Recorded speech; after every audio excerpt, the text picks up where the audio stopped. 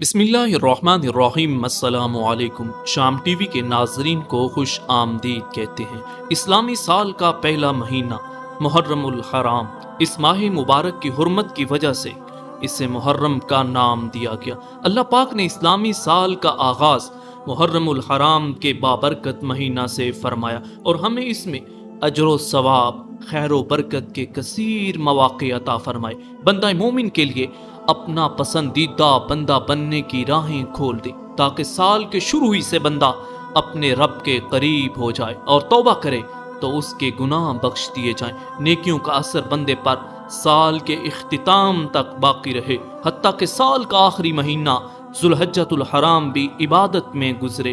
امید ہے اس کے لیے پورے سال کی اطاعت لکھی جائے گی، کیونکہ جس کے عمل کی ابتدا اور انتہا عبادت پر ہو تو وہ اس حکم میں ہے جو دونوں وقتوں کے درمیان بھی عبادت میں لگا رہا۔ ناظرین، ہم آپ کو بتانے جا رہے ہیں کہ محرم الحرام کے دوران اللہ کی راہ میں صدقہ کرنے کی فضیلت کیا ہے، لیکن اس کے لیے ضروری ہے آپ اس ویڈیو کو آخر تک ملاحظہ کریں، اور جن دوستوں نے ابھی تک شام ٹی وی کو سبسکرائب نہیں کیا وہ شام ٹی وی کو سبسکرائب کریں اور بیل آئیکن کو پریس کریں۔ ناظرین، ملک رے میں قاضی کے پاس ایک فقیر آ کر عرض گزار ہوا، میں ایک بہت غریب اور عیال دار آدمی ہوں، آپ کو یوم عاشورہ کا واسطہ میرے لیے 10 کلو آٹا، 5 کلو گوشت اور 2 درہم کا انتظام کیا جائے۔ ناظرین، قاضی نے سائل کو ظہر کے بعد آنے کا کہا۔ جب فقیر وقت مقرر پر آیا تو عصر میں بلایا، وہ عصر کے بعد پہنچا، پھر بھی کچھ نہ دیا، خالی ہاتھ ہی بھیج دیا۔ فقیر کا دل ٹوٹ گیا، وہ رنجیدہ ایک غیر مسلم کے پاس پہنچا اور اس سے کہا، آج کے مقدس دن کے صدقے میں مجھے کچھ دے دو۔ اس نے پوچھا، آج کون سا دن ہے؟ تو فقیر نے کہا، عاشورہ کے فضائل بیان کیے، جسے سن کر اس نے کہا، آپ نے بہت ہی عظمت والے دن کا واسطہ دیا، اپنی ضروریات بیان کی۔ فقیر نے اس سے بھی وہی ضرورت بیان کر دی۔ اس آدمی نے 10 بوری گندم، 100 کلو گوشت اور 20 درہم پیش کرتے ہوئے یہ کہا، یہ آپ کے اہل و عیال کے لیے زندگی بھر ہر ماہ اس دن کی فضیلت اور عظمت کے واسطے مقرر ہے۔ رات کو قاضی صاحب نے خواب دیکھا، وہ قاضی صاحب جنہوں نے سائل کو اپنے دروازے سے نکال دیا۔ ناظرین، قاضی صاحب نے خواب دیکھا، کوئی کہہ رہا ہے نظر اٹھا کر دیکھ۔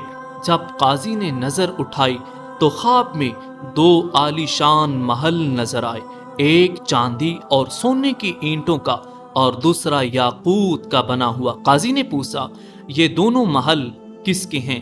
جواب ملا، اگر تم سائل کی حاجت پوری کر دیتے تو یہ تمہیں ملتے، مگر چونکہ تم نے اسے خالی ہاتھ لوٹایا تھا، اس لیے اب یہ دونوں محل فلاں غیر مسلم کے لیے ہیں۔ قاضی صاحب بیدار ہوئے تو بہت پریشان تھے۔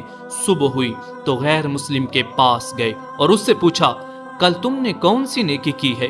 اس نے پوچھا، آپ کو کیسے علم ہوا؟ قاضی صاحب نے اپنا پورا خواب سنایا اور پیشکش کی، مجھ سے 1,00,000 درہم لے لو اور کل کی نیکی مجھے بیچ دو۔ اس غیر مسلم نے کہا، میں روئے زمین کی ساری دولت لے کر بھی اسے فروخت نہیں کروں گا۔ اللہ پاک کی رحمت و عنایت بہت خوب ہے، یہ کہہ کر غیر مسلم نے کلمہ پڑھا اور اللہ نے اس خیرات اور صدقات کی بدولت اسے اسلام کی دولت سے مالا مال فرما دیا۔ ناظرین، محرم الحرام کے جہاں دیگر بڑے فضائل ہیں، ایک شخص نبی مکرم صلی اللہ علیہ وسلم کی بارگاہ میں حاضر ہوا اور عرض کی، یا رسول اللہ، رمضان کے علاوہ میں کس مہینے میں روزے رکھوں؟ ارشاد فرمایا، اگر تم نے رمضان کے بعد کسی مہینے کے روزے رکھنے ہوں تو محرم کے روزے رکھو، یہ اللہ پاک کا مہینہ ہے۔ اس مہینے میں ایک دن ہے جس میں اللہ پاک نے ایک قوم کی توبہ قبول فرمائی اور دوسروں کی توبہ بھی قبول فرمائے گا۔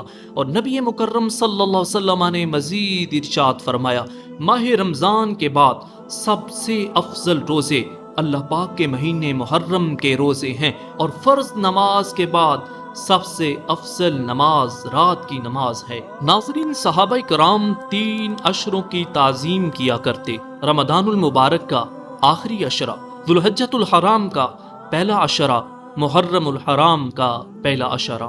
ناظرین، ایک انتہائی عام بات کہ رسالت مآب صلی اللہ علیہ وسلم کے سامنے زمانہ جاہلیت میں قریش یوم عاشورہ کا روزہ رکھتے، نبی مکرم صلی اللہ علیہ وسلم بھی اس دن کا روزہ رکھتے تھے، اور اسی دن کعبۃ اللہ شریف کا غلاف تبدیل کیا جاتا۔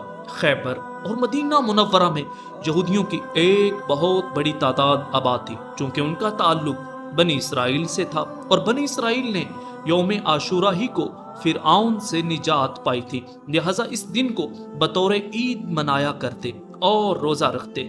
جب نبی مکرم صلی اللہ علیہ وسلم مدینہ پاک تشریف لائے تو آپ نے دیکھا کہ یہودی بھی عاشورہ کے دن روزہ رکھتے ہیں۔ آپ صلی اللہ علیہ وسلم نے پوچھا، آج کے دن روزہ کیوں رکھتے ہو؟